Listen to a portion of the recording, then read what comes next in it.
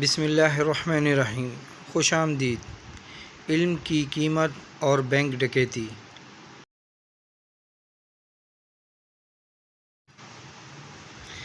ایک بینک ڈکیتی کے دوران ڈکیت نے چیخ کر سب سے کہا، کوئی بھی نہ ہلے، سب چپ چاپ زمین پر لیٹ جائیں، رقم لوگوں کی ہے اور جان آپ کی اپنی ہے۔ سب چپ چاپ زمین پر لیٹ گئے، کوئی اپنی جگہ سے نہیں ہلا۔ اسے کہتے ہیں مائنڈ چینج کانسیپٹ، سوچ بدلنے کا تصور۔ ڈکیتی کے بعد گھر واپسی آئے تو MBA پاس نوجوان ڈکیت نے پرائمری پاس بوڑھے ڈکیت سے کہا، چلو رقم گنتے ہیں۔ بوڑھے ڈکیت نے کہا، تم پاگل ہو گئے ہو، اتنے زیادہ نوٹ کون گنے؟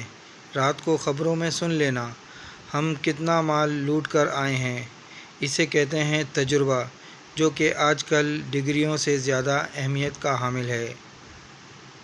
دوسری جانب جب ڈاکو بینک سے چلے گئے تو مینیجر نے سپروائزر سے کہا کہ پولیس کو فون کرو۔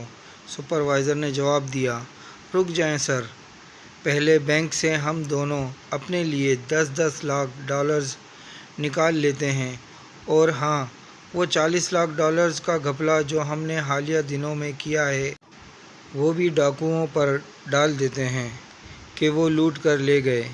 اسے کہتے ہیں وقت کے ساتھ ایڈجسٹ کرنا اور مشکل حالات کو اپنے فائدے کے مطابق استعمال کرنا۔ مینیجر ہنس کر بولا، ہر مہینے ایک ڈکیتی ہونی چاہیے۔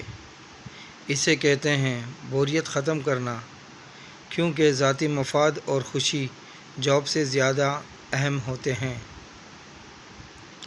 اگلے دن اخبارات اور ٹی وی پر خبریں تھیں کہ ڈاکو بینک سے $100 ملین لوٹ کر فرار۔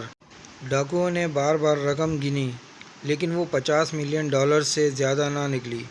بوڑھا ڈاکو غصے میں آ گیا اور چیخا، ہم نے اسلحہ اٹھایا، اپنی جانیں رسک پر لگائیں اور $50 ملین لوٹ سکے، جبکہ بینک مینیجر نے بیٹھے بیٹھے چند انگلیاں ہلا کر $50 ملین لوٹ لیا۔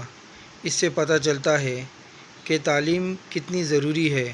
ہمیں چور نہیں، پڑھے لکھے ہونا چاہیے۔ اس لیے کہتے ہیں علم کی قیمت سونے کے برابر ہوتی ہے۔ ویڈیو اچھی لگی ہو تو لائک کریں، کامنٹس کریں، اور اچھی ویڈیو کے لیے میرا چینل سبسکرائب کریں اور بیل آئیکن کا بٹن دبائیں۔ فی امان اللہ۔